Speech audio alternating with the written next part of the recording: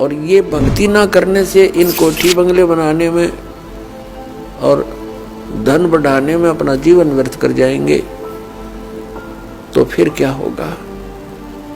नर से तू पशुआ कीजिए, नर से फिर तू पशु बनेगा। नर से तू पशुआ कीजिए, गद्दा बैल बनाई, अरे ये सुंदर भोजन का मन गोरे कि तो कुर्डी चरने जाई। ओए होए। जो भक्ति करना चाहते हैं, मोक्ष कराना चाहते हैं, तो उनको इन सब नियमों को फॉलो करना पड़ेगा जो बताए जाते हैं, क्योंकि वो भक्ति में बाधक है। और जो भक्ति बाधक है आप उनको भी साथ लेकर चल रहे हो, तो आप ऐसा कर रहे हो जैसे किसी पशु के गल में लठ बांध दिया करती था मोटा रस्से में गाल के। अब वो चल नहीं सकता उस स्पीड से जैसे उसे चलना चाहिए, चल गट्टियां पर लग गए। तो आप जी इन मर्यादाओं को पालन ना करके और भक्ति रूपी मार्ग पर चलने की चेष्टा करोगे, आप नहीं सफल हो सकते। तो इसलिए हमने ज्ञान के आधार से इन बुराइयों को, इन कुरीतियों को और सांसारिक परंपराओं को भी त्यागना पड़ेगा, तब हम इसमें सफल होंगे। फिर अपनी बड़ी स्पीड से चलेंगे। जैसे मकान बना लिया, ठीक है, आजकल परमात्मा ने दया कर रखी है, बढ़िया सुविधा आपको प्राप्त है, मकान बना लो, जैसा आवश्यक हो उतना ही, केवल उसी के लिए कि बढ़िया कोठी बनाऊं, लोगों का प्रशंसक बन जाऊं, ये हमारी अपनी सोच होती है, अध्यात्म मार्ग नहीं है। तो मकान बनाओ जितना आवश्यक हो और जितनी आपकी जेब अलाउड करती हो, आवश्यकता से अधिक खर्च मत करो। हमारे पूर्वज आपने देखे होंगे, हमने तो खूब याद है, झोंपड़ियों में टाइम पास करके कई कई पीढ़ी,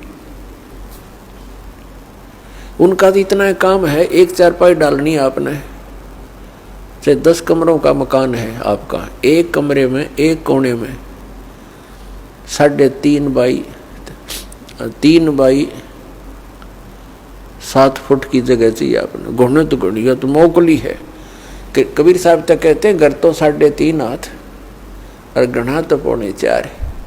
कहे कबीर अधिका बना अधिका कहे उसको नहीं विचार।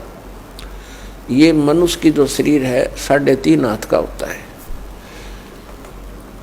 परमात्मा कहते हैं आपने घर 3.5 हाथ की आवश्यकता है, घना बनाओ तो 4.25, अरे से फालतू बनावा है तो मूर्खता है तेरी। फिर भी परमात्मा का कहने का तात्पर्य है कि आवश्यकता से अधिक कोई भी वस्तु आप संग्रह करते हो, आपकी भक्ति का बाधक बनेगा, क्योंकि समय वेस्ट व्यर्थ जाएगा। कोठी बना ली, 1-2 लाख अपने पास से लगा लिए, 3 लाख कर्जा कर लिया। अब जब तो कर्जा ले लिया, ऋण ले लिया, पता नहीं चला, 1 महीने के बाद मांगने वाला आने लग जाएंगे, चैन गई, रात न नींद आवे नहीं, और भक्ति का भी नाश। वह कोठी के काम आई आपके। तो इस प्रकार हमने भक्ति मार्ग में जो बाधाएं हैं उनको त्यागना पड़ेगा।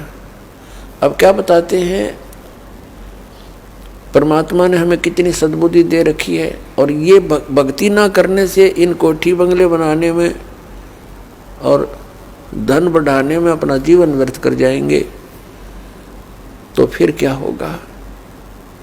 नर से तू पशुआ कीजिए, नर से फिर तू पशु बनेगा।